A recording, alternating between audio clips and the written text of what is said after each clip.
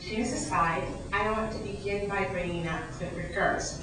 He's an anthropologist whose work had a tremendous effect on my thinking before I went out into the field, and also while I was there.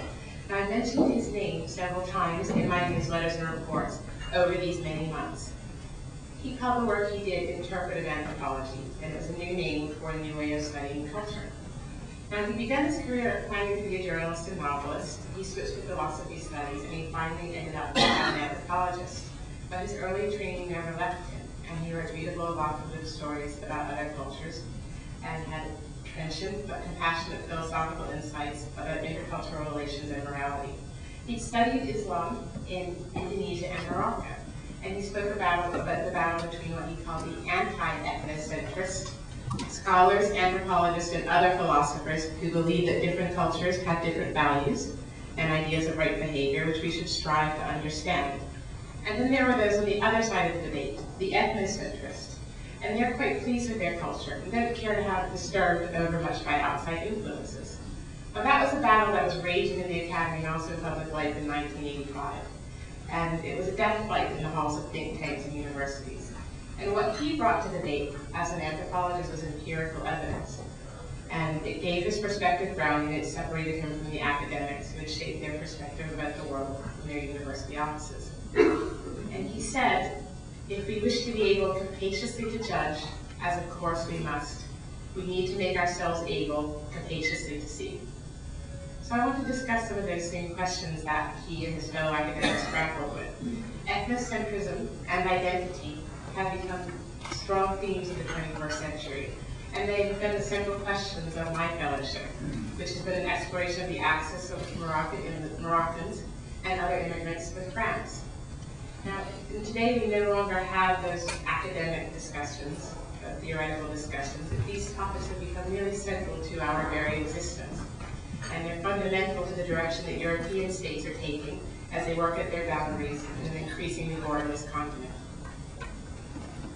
France, as is so often invoked now, is a timeless entity with a fixed identity. And in that way, it can substitute for all the countries of Europe, or old Europe, as Donald Rumsfeld so infamously described, these once mighty European nations. In these countries, national histories and global migrations have produced rapidly mutating demographics.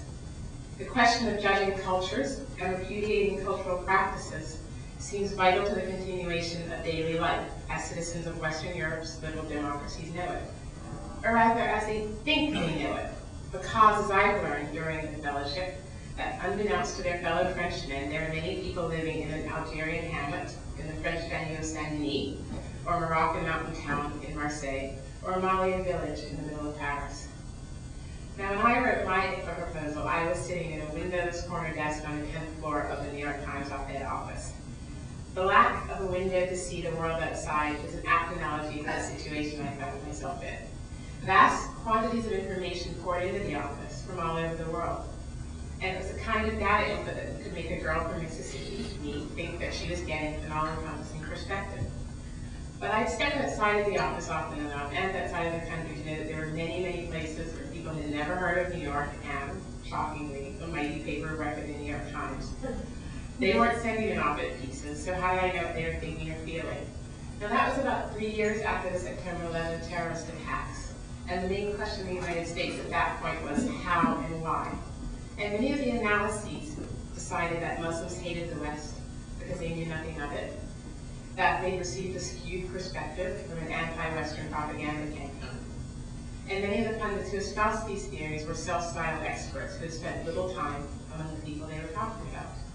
But I knew that years earlier, when I had been in France, I met Muslims who were reared in France, yet found France's promises of equality, liberté, and fraternité to be well done. So Clifford Geertz thought that understanding of the other's motivations was essential to forming human values. And what he meant by understanding was, I heard what you're saying, and I comprehend it. Not necessarily the I agree with you understanding. And from what I know of ICWA's founders, Charles Crane and Mr. Rogers, I think they would have echoed Geertz's prescription of seeing capaciously with a resounding hear, hear. So because of these two men, and more than a few other men and women here, I went out into the world 2 years ago, wide-eyed and voracious. Now, one of the hugest tasks of this fellowship is figuring out exactly what it is we're doing as fellows. We aren't made to do anything other than write a newsletter. And that sort of freedom is heady, but it's also a bit daunting. And it's a time where you discover almost as much about yourself as you do about the country and the people you come to meet. So how does one see capaciously? Is that a skill that can be learned? I think so. I arrived in France at the end of 2005, just before the country exploded into 14 days of riots, sparked by the death of 2 boys in Clichy-sous-Bois, one of the desolate French suburbs that is home to many first, second, and third generation immigrants. And leaving on the heels of last month's riots, which were sparked by the death of 2 more boys, this time in Dilday.France, another desolate suburb. The young teens in 2005 were Malian and Tunisian origin. The ones that died last month were Moroccan and Senegalese origin. And they lived in suburbs that are physically close to Paris, but metaphysically they're a world away. I've been to both of these places, and you have to take a train to a bus to another train to another bus, and you get to ugly, ugly neighborhoods with large concrete tower blocks and filled with unhappy, aimless, unemployed youth who do not believe in the French promise of equality. Now, when I lived in France as a college student, I never saw these barren suburbs. I spent most of my time in central Paris, like most people do who go to visit France. It's exquisitely beautiful. It's a jewel, perfectly preserved, polished, and gleaming. And it's exquisite even in its stunning insouciance. Now I've been living in one of the city's outer arrondissements, right on the edge of what Parisians call Little Africa, Chateau Rouge, the worst neighborhood in Paris, according to one woman who cautioned me against moving there. But I think it's one of the most vibrant neighborhoods in Paris, with its alive with unofficial street corner commerce, art galleries, imported African foods, hair salons, halal butchers, and little shops open at all hours. And it has an array of French people in all of their hues and phenotypes. So once like every tourist, I walk along the banks of the Seine in central Paris, amongst the colonnades of the Pantheon, through the perfectly manicured gardens. But during this year, I came to see the preservation of Paris in that way as a symbol of a certain mindset that refuses to allow citizens whose phenotype differs from the traditional French one to ever feel truly French. Paris comme maintenant toujours, for those fortunate enough to be insiders, and woe be to those who threaten to interrupt that good life.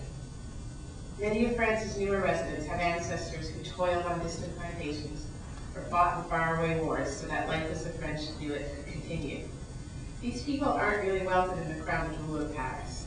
For them, direct routes to the city don't exist, and during times of tension, police lay wait at train stations in the outer districts and prevent the outsiders from entering central Paris. But during my time as an expat in France, I learned that I could no more shake off the first 3 decades of my life than any other immigrant.